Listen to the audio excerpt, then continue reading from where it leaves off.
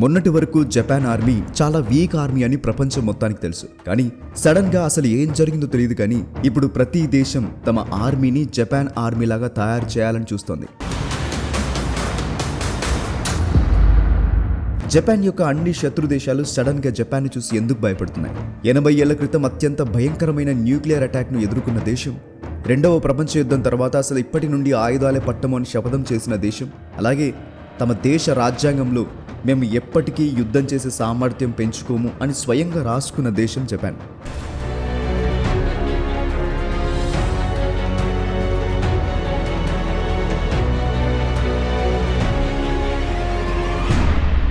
కానీ ఈరోజు దీన్ని చూడండి, ఇదేదో మామూలు షిప్ కాదు.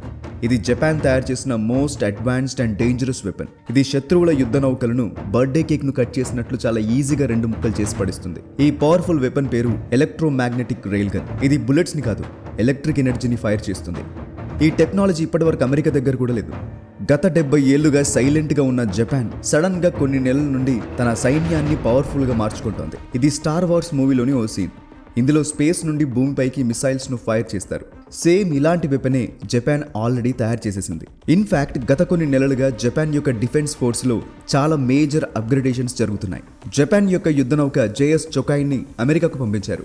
అక్కడ అమెరికాకు చెందిన అత్యంత శక్తివంతమైన టోమహాక్ మిసైల్స్ ను ఈ షిప్ లో అమర్చబోతున్నారు. ఈ టోమహాక్ మిసైల్ రేంజ్ ఎంత ఉంటుందంటే జపాన్ తన దేశం నుండి నేరుగా సౌదీ అరేబియా వరకు వీటిని ఫైర్ చేయగలదు. చుట్టుపక్కల ఉన్న ఈ దేశాలన్నీ ఇప్పుడు జపాన్ రేంజ్ లోకి వచ్చినట్లే. రిపోర్ట్స్ ప్రకారం 2027 కల్లా జపాన్ దగ్గర సుమారు 400 టోమహాక్ క్రూజ్ మిసైల్స్ సిద్ధంగా ఉంటాయి. రీసెంట్ గా జపాన్ మరో ఇంపార్టెంట్ విషయం బయటపెట్టింది. తమ సబ్మెరైన్లను మరియు ఆర్మీ యూనిట్లను లాంగ్ రేంజ్ క్రూజ్ మిసైల్స్ మరియు యాంటీ షిప్ మిసైల్స్ వంటి హై ఎండ్ టెక్నాలజీతో రెడీ చేస్తున్నట్లు చెప్పింది. జపాన్ ఎయిర్ ఫోర్స్ కోసం ఏఏ డ్రోన్ ఫ్లీట్స్ ను కూడా రెడీ చేశారు. ఇవి ఆకాశం, సముద్రం మరియు నీటి అడుగున కూడా అంగుళం వదలకుండా నిఘా పెడతాయి. వీటితో పాటు అత్యవసర యుద్ధ పరిస్థితుల్లో నిర్ణయాలు తీసుకోవడానికి ఒక joint operations command war room ను కూడా ప్రారంభించారు.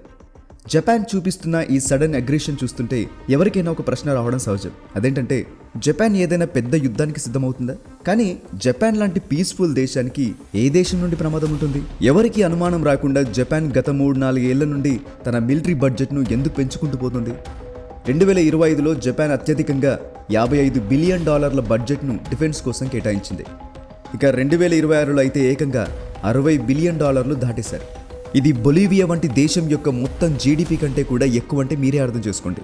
మనం ఒకటి మర్చిపోకూడదు, రెండో ప్రపంచ యుద్ధ సమయంలో జపాన్ ఒక అగ్రెసివ్ మరియు అత్యంత క్రూరమైన దేశంగా ఉండేది. జపాన్కు మళ్ళీ తన పాత చరిత్ర ఏమైనా గుర్తొచ్చిందా? 1940లలో జపాన్ ఆర్మీ అంటే చరిత్రలోని అత్యంత అరాచకమైన మరియు క్రూరమైన సైన్యంగా పేరుండేది. చైనాలో జరిగిన నాన్జింగ్ మ్యాసకర్లు కేవలం 6 వారాల్లోనే మహిళలు, పిల్లలను దోచుకుని రేప్ చేసి వేలాది మందిని అత్యంత దారుణంగా చంపేసింది ఈ జపాన్ ఆర్మీ. మీరు జపాన్ ఆర్మీ యొక్క భయంకరమైన డెత్ మార్చ్ గురించి కూడా వినే ఉంటారు. ఇందులో ఆస్ట్రేలియన్ యుద్ధ ఖైదీలను కిలోమీటర్ల కొద్దీ నడవమని బలవంతం చేసేవారు. ఎవరైనా అలిసిపోయి కింద పడిపోతే వారిని అక్కడికక్కడే కాల్చి చంపేసేవారు. ఇక కామికాజే యోధుల గురించి మనం ఎలా మర్చిపోగలం? ఒకసారి ఈ ఫోటో చూడండి. రెండో ప్రపంచ యుద్ధ సమయంలో అమెరికాకు చెందిన ఒక భారీ ఎయిర్ క్రాఫ్ట్ క్యారియర్. ఇక వీళ్ళే కామికాజే పైలట్లు. వీళ్ళ పనేంటో తెలుసా? బాంబులతో నిండిన తమ విమానాలను నేరుగా తీసుకెళ్లి ఆ యుఎస్ఎస్ బాంబర్ హిల్ కు గుద్ది ఆత్మాహుతి దాడి లేక సూసైడ్ అటాక్ చేయడం. అప్పట్లో జపాన్ దగ్గర ఇలాంటి సూసైడ్ బాంబర్ల సైన్యం ఒకటి ప్రత్యేకంగా ఉండేదంటే మీరు నమ్మగలరా? జపాన్ తన సామ్రాజ్యాన్ని విస్తరింపజేయాలనే ఆశతో లక్షలాది మంది చైనీస్, ఇండోనేషియన్స్, కొరియన్స్, బ్రిటిష్ మరియు ఆస్ట్రేలియన్లను చంపుకుంటూ పోయింది. కానీ హిరోషిమా, నాగసాకి అణుబాంబు దాడులు జపాన్ కథను పూర్తిగా మార్చేశాయి. కేవలం ఒక్క దెబ్బతో 1,00,000 మంది జాపనీస్ ప్రాణాలు కోల్పోయారు. దీనివల్ల నేరుగా అణుయుద్ధాన్ని చవిచూస్తున్న ప్రపంచంలోని ఏకైక దేశంగా జపాన్ మిగిలిపోయింది. ఈ భయంకరమైన ఘటన తర్వాత జాపనీస్ మిలిటరీ తీరు పూర్తిగా మారిపోయింది. ఉదాహరణకి చూడండి, ఇది జపాన్ డిఫెన్స్ ఫోర్స్ ఇస్తున్న ఒక అడ్వర్టైజ్మెంట్. అలాగే అమెరికా లేదా మన ఇండియన్ ఆర్మీ ఇచ్చే యాడ్స్ని చూడండి. ఎంత తేడా కనిపిస్తుంది కదా? సాధారణంగా ఏ దేశమైనా తమ సైన్యాన్ని చాలా పవర్ఫుల్ యోధులుగా చూపిస్తుంది. కానీ జపాన్ మాత్రం బేబీ పింక్ కలర్ వాడుతూ శాంతి, పీస్ వంటి పదాలతో తమ డిఫెన్స్ ఫోర్స్ను ప్రమోట్ చేస్తోంది. జపాన్ ఆర్మీ ఇలా మారడానికి కారణం వాళ్ళ రాజ్యాంగమే. రెండో ప్రపంచ యుద్ధంలో జపాన్ లొంగిపోయిన తర్వాత అమెరికా జపాన్ కోసం ఒక కొత్త రాజ్యాంగాన్ని తయారు చేయించింది. అందులో జపాన్ సైన్యాన్ని కంట్రోల్లో ఉంచడానికి అమెరికా ఒక ప్రత్యేకమైన రూల్ను పెట్టింది. అదే ఆర్టికల్ 9. ఈ ఆర్టికల్ ప్రకారం జపాన్కు యుద్ధం చేసే హక్కు కానీ, సైనిక శక్తిని ఉపయోగించే అధికారం కానీ లేదు. అందుకే జపాన్ తన రక్షణ కోసం సొంతంగా ఆర్మీ, నేవీ లేదా ఎయిర్ ఫోర్స్ను మెయింటైన్ చేయకూడదు. అఫెన్సివ్ వెపన్స్ను కూడా ఉపయోగించకూడదు. మరి జపాన్ రక్షణ పరిస్థితి ఏంటి? దాని బాధ్యతను అమెరికా తీసుకుంది. అంటే అమెరికా జపాన్ను తన మీద పూర్తిగా ఆధారపడేలా ఎలా మార్చుకుందో మీరు ఇక్కడ చూడొచ్చు. జపాన్ మరియు అమెరికా మధ్య మ్యూచువల్ సెక్యూరిటీ డీల్ జరిగింది. దీని ప్రకారం మీరు ఆర్మీని పెట్టుకోకండి, మీ భద్రత మా బాధ్యత అని అమెరికా మాటిచ్చింది. అందుకే ఈ రోజుకి జపాన్లో అమెరికాకు చెందిన సుమారు 80 మిలిటరీ బేస్లు మరియు 50,000 మంది సైనికులు ఉంటారు. ఈ అగ్రిమెంట్ వల్ల జపాన్ నాయకులకు ఒక ఆలోచన వచ్చింది. మనల్ని కాపాడడానికి అమెరికా లాంటి బలమైన సైన్యం ఉన్నప్పుడు మనం మళ్ళీ డిఫెన్స్ మీద ప్రత్యేకంగా ఖర్చు పెట్టడం ఎందుకు? ఆ డబ్బుతో మన ఇండస్ట్రీస్ను, టెక్నాలజీని డెవలప్ చేసుకుంటే సరిపోతుంది కదా అని భావించారు. అంటే బేసికల్గా చెప్పాలంటే రెండో ప్రపంచ యుద్ధం తర్వాత జపాన్ నాయకులు దేశ భద్రత అంటే నేషనల్ సెక్యూరిటీ కంటే దేశ ఆర్థిక అభివృద్ధి, ఎకానమిక్ గ్రోత్కి ఎక్కువ ప్రాధాన్యత ఇచ్చారు. దాని ఫలితమే ఈరోజు మనం చూస్తున్న జపాన్ ఎలక్ట్రానిక్స్ మరియు ఆటోమొబైల్ ఇండస్ట్రీలో కనిపిస్తున్న ఈ భారీ సక్సెస్.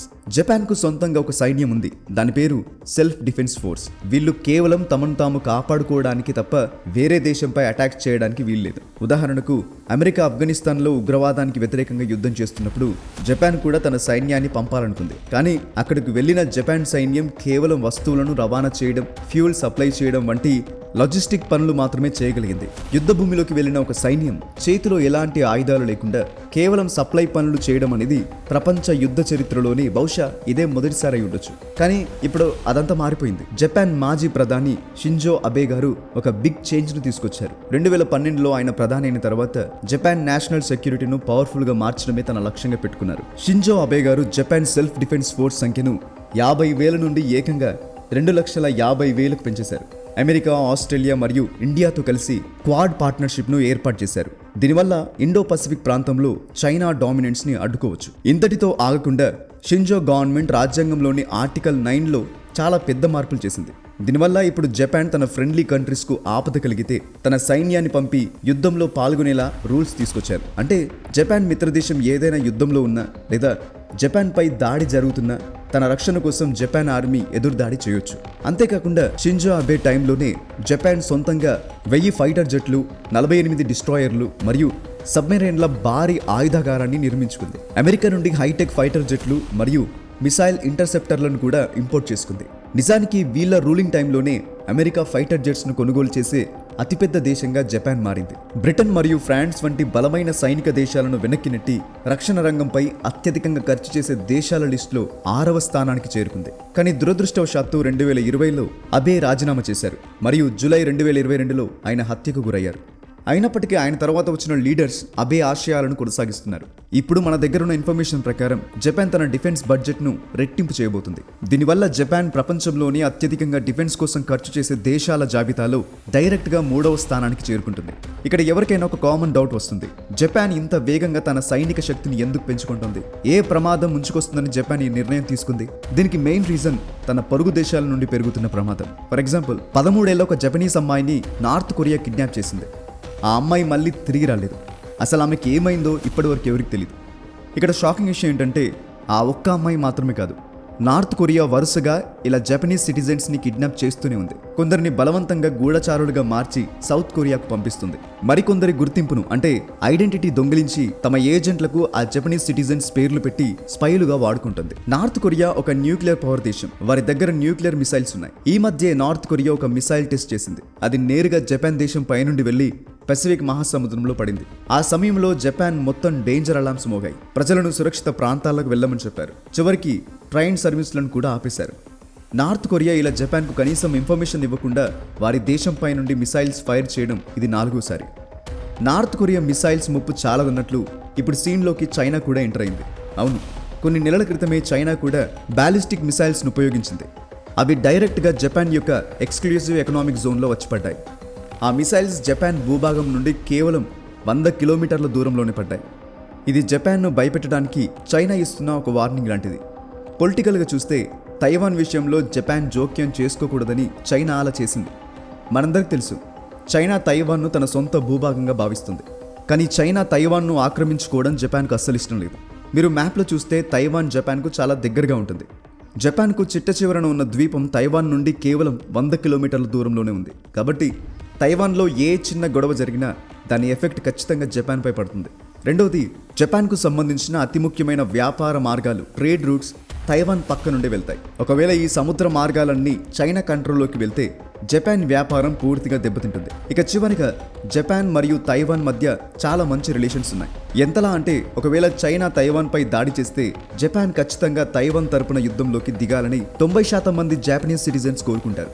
ఈ విషయంలో కొంతమంది జియోపొలిటికల్ ఎక్స్పర్ట్స్ అయితే జపాన్ ఇప్పటికే సీక్రెట్గా చైనాతో యుద్ధానికి సిద్ధమవుతుందని కూడా అనుకుంటున్నారు. ఇక ఈ సిచ్యువేషన్లో జపాన్ మరియు చైనా మధ్య ఉన్న సరిహద్దు వివాదాలు ఈ మంటను ఇంకా పెంచాయి.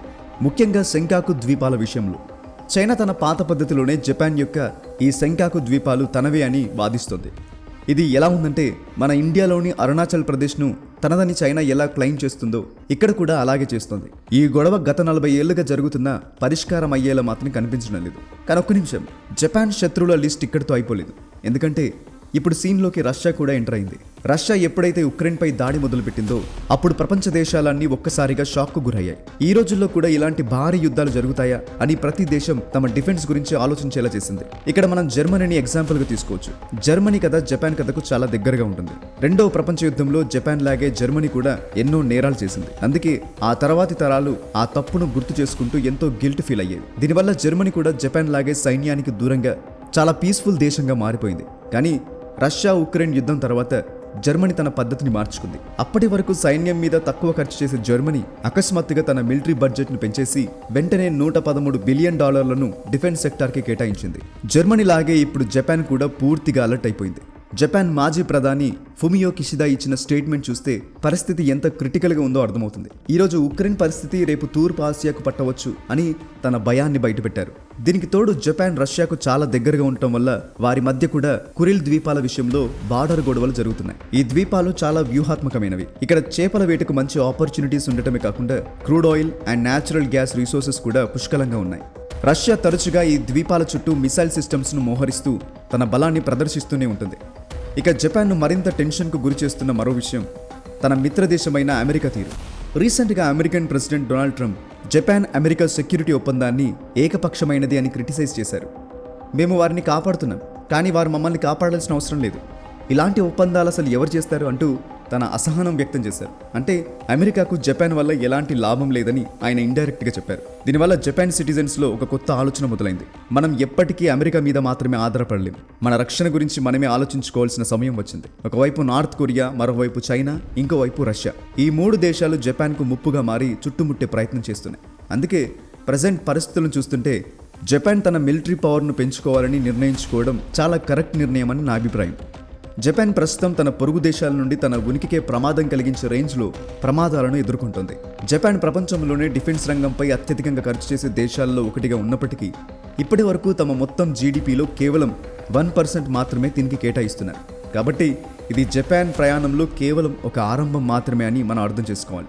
జపాన్ లాంటి మోస్ట్ పీస్ఫుల్ కంట్రీ కూడా ఆయుధాలు పట్టాల్సిన పరిస్థితి రావడం నిజంగా షాకింగ్ విషయం. చైనా నేవీ ఫోర్స్ వేగంగా విస్తరించడం, తైవాన్ చుట్టూ పెరుగుతున్న ఉద్రిక్తతలు మరియు నార్త్ కొరియా వరుసగా చేస్తున్న మిసైల్ టెస్టులు ఇవన్నీ జపాన్ను తమను తాము రక్షించుకోవడం నుండి అవసరమైతే ఎదురుదాడి చేసే దిశగా నెడుతున్నాయి. అయితే దీని ఎఫెక్ట్ కేవలం జపాన్ వరకే లిమిటెడ్ కాదు. ఇండియా, ఆస్ట్రేలియా మరియు ఇతర ఆసియా దేశాలన్నీ జపాన్ యొక్క ఈ కొత్త సైనిక శక్తి జియో పాలిటిక్స్లో ఎలాంటి చేంజెస్ తీసుకొస్తుందో కనిపెట్టాలి. ప్రస్తుతానికి భారత్కు ఇది ఒక గుడ్ న్యూస్ అనే చెప్పాలి. ఎందుకంటే భారత్ జపాన్ డిఫెన్స్ డీల్ ఇప్పుడు కేవలం ఎక్సర్సైజెస్కి మాత్రమే పరిమితం కాలేదు. ఇది technology sharing, AI, cyber defence మరియు సెమీకండక్టర్ కారిడార్ల వంటి కీ సెక్టార్లకు కూడా విస్తరించింది. జపాన్ డిఫెన్స్ సెక్టార్లో వస్తున్న ఈ చేంజెస్ భారత్కు కేవలం పొలిటికల్గానే కాకుండా ఎకనామికల్గా అండ్ టెక్నికల్గా కూడా ఒక గొప్ప ఆపర్చునిటీగా మారబోతున్నాయి.